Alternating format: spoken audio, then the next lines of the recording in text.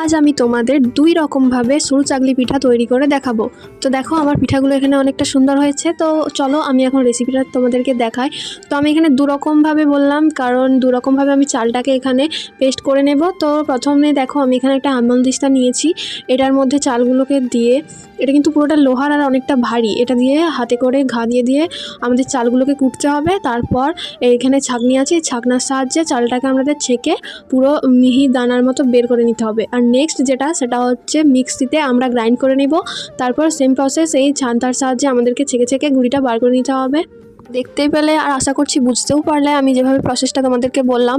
এখন এইখানে আমি এই চালের গুঁড়িটাকে জল দিয়ে ভালো করে মেখে নিয়েছি। এর সাথে আমি দিচ্ছি লবণটা দিয়ে ভালো মতো মেখে নিতে হবে। আর এই ব্যাটারটাকে কিন্তু অনেকটা পাতলা তৈরি করতে হবে। আর আমি একটা উনানে একটা তাওয়া বসিয়ে দিয়েছি, এর মধ্যে আমি তেলটা গরম হতে দিয়ে দিব।